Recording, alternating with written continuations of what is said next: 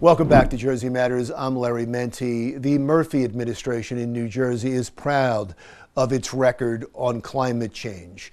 But there are some business leaders who believe the governor is doing too much too fast, and that could cost you money and possibly your home at the Jersey Shore. Here's my interview with Ray Cantor, Vice President of Government Affairs at the New Jersey Business and Industry Association. Thank you, sir, for joining us. Recently, I've seen so many articles, both locally and nationally, with your name on it, responding to environmental policies of the New Jersey government and things that they're proposing. So let's go through them one by one, and you can talk about the effects not only on businesses, which is what you advocate for, but also these will also affect residents.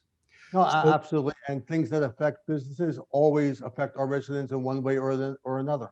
right. So let's start with subsidies for wind power and nuclear power. I think a lot of residential customers may not even realize that they're going to have to pay subsidies. I think most of us think, well, wind power, it's going to be free. That's not the case. And businesses are concerned about how much they're going to have to spend. Tell me about the subsidies.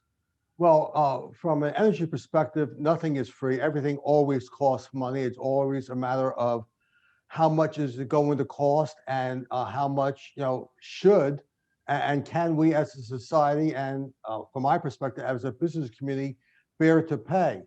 So we have a lot of initiatives right now going on in the state. As you've mentioned, the governor has just approved the second round of wind development, offshore wind. It's going to be 2,500 megawatts, to start in the first two phases. Again, there's going to be a cost to that. And you mentioned as well, there is a nuclear subsidy to make sure that our three nuclear power plants stay operating. And nuclear power plants are our major source at the moment of carbon-free energy in the state.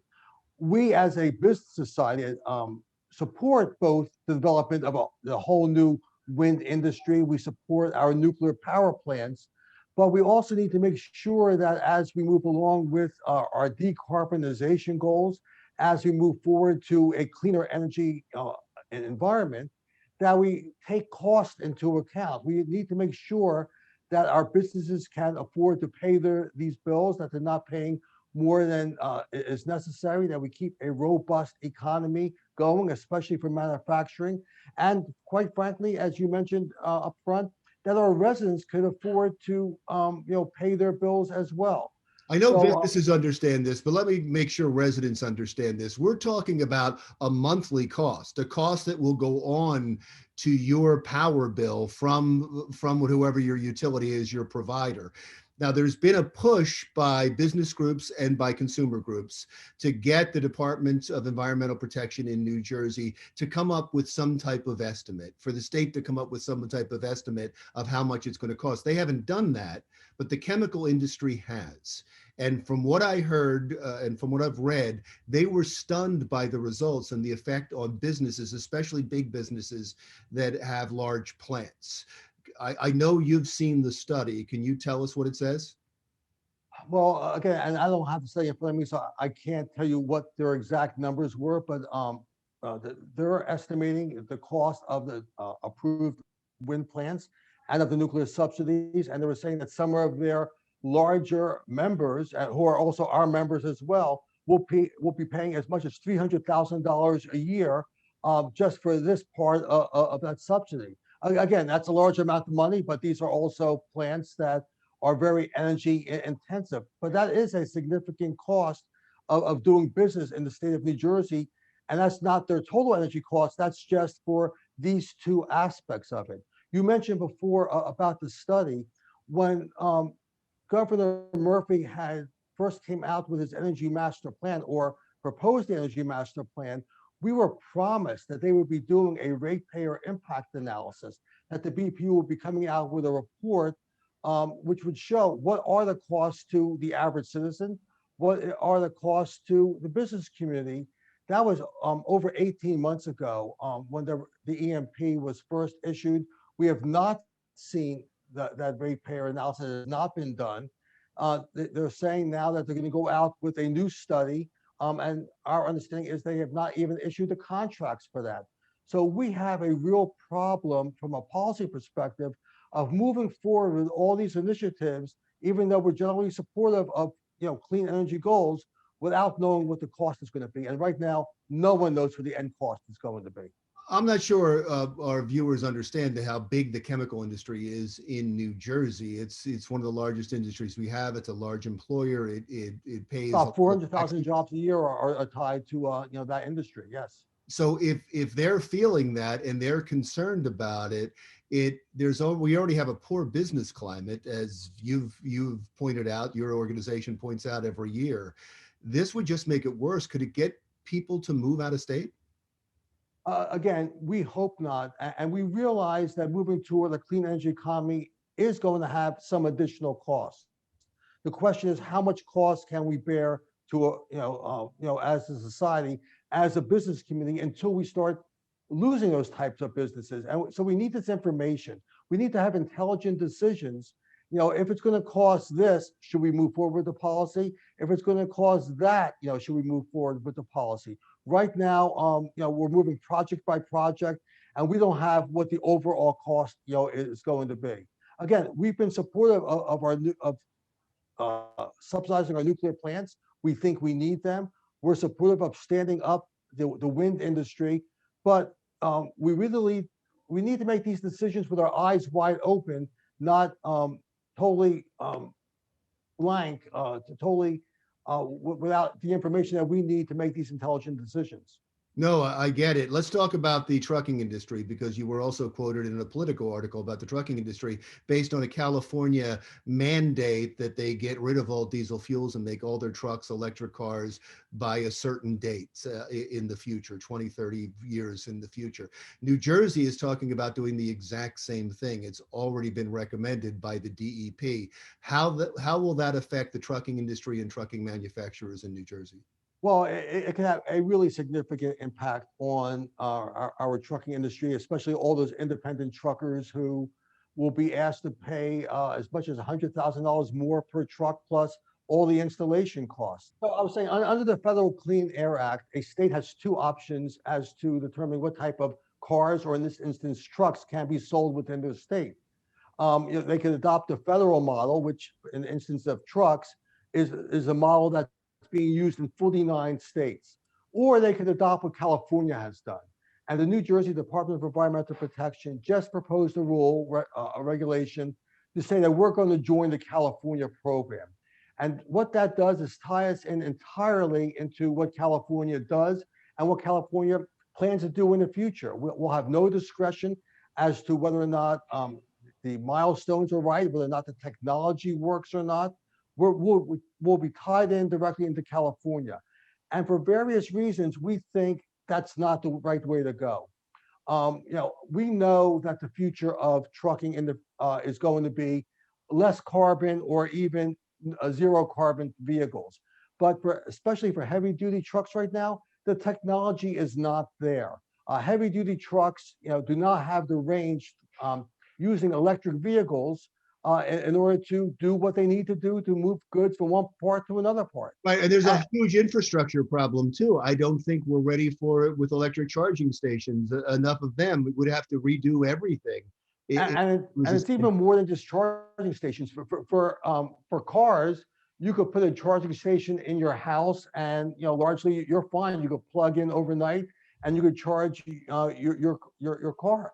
For trucks, and especially for fleets of trucks, you not only need those charging stations, you probably need a whole set of infrastructure, power plants behind you to supply, that power, transfer stations, in order to make sure that you could pull that amount of energy off the grid. Plus, if you electrify, the trucking fleet, you're going to need a lot more electric, into the state. And the question is, where is that coming from? So there are a lot of questions that are unanswered. And yet DEP is moving forward with a mandate based on California to start selling electric trucks in 2 years from now. As we mentioned with the previous topic, with the subsidies for wind power and nuclear power, there is a cost to residents as well. with this problem with the trucking industry. If it costs them more to transport goods, it's going to cost us more for those goods when they come to us. Now, as everyone says, that there is no free lunch. The trucks are going to cost significantly more. As I mentioned, in some instances, it could be $100,000 more for a truck, and that's borne by a lot of independent truckers who may not be able to afford that. Those costs obviously get passed back on, to the retailer and then ultimately, to the consumer. And that's going to drive up the cost of everything, in New Jersey. Again, we think there are better ways of doing it. We think we could start using cleaner compressed natural gas to reduce carbon immediately. We think maybe electrification works with smaller light duty trucks, but not the heavy duty ones. So there's, by being a little bit more flexible, by working with industry, we think we could reduce carbon immediately and substantially. But the department is, again, tying us into California. And by the way, even by DEP's estimates, by the year 2040, they're only looking to reduce 1% of the transportation carbon emissions. Overall emissions is only 1/2 of 1%. So there's an awful lot of cost involved here and very little environmental gain. One last thing on the list that I wanted to talk about was the rise in sea levels, the predicted rise in sea levels. The state wants to react to that quickly. What are they talking about, and how will it cost us? Well, the state is proposing to change sea level rise estimates to assume there's going to be a 5-foot sea level rise by the year 2100, but they're going to impose regulations mandating that people respond to that as early as next year. We think a 5-foot sea level rise assumption, and they're making that assumption based on one report, is not consistent with mainstream climate science. We know sea levels are rising. We know sea levels are going to rise, but we think 5 foot is going to be excessive. What that is going to do if they adopt that regulation, it's literally, and they have reports that say this, it will force people to leave the Jersey Shore. People won't be able to meet the standards to be able to protect their houses. You won't be able to elevate buildings high enough to meet the standard. Everything will become too costly because rather than just meeting the standard that we know is going to happen, perhaps 1 to 2 foot, and you could meet that probably economically. If you have to build everything to a 5-foot standard, it's just not going to be economical to stay at the Jersey Shore, and they're going to be forcing a retreat from our very valuable and very treasured coastline. It seems like much of this is reactive, as you said, to a report or reports. There would, if it's going to rise 5 feet, I would assume there's going to be some time to see evidence of that and then react accordingly, not immediately, but within years. Well, and that's exactly our point. We think, and we've recommended to them, let's do 2 foot right now, which we think is a safe assumption of where we think sea levels might rise. And we have 80 years to respond. We measure sea level rise on a yearly basis. We know where it's at and where it's going. If in 10, 20, 30, 40 years, 50 years from now, those estimates turn out to be wrong and we think sea level rise is rising quicker than that, then we can make adjustments. We don't have to impose an 80-year-out standard on everyone today. It's going to harm our economy. It's going to harm individual homeowners. It's going to harm our tourism industry. Well, you got a lot on your plate that you're fighting for, and I know this is just the environmental stuff. You've got even more than that, and would love to have you back to talk to you some more about this and other topics. Thank you so much for your time, sir. Anytime. I appreciate the opportunity. Ray Cantor of the New Jersey Business and Industry Association. Next on Jersey Matters, a warning about a post-pandemic scam. That's next.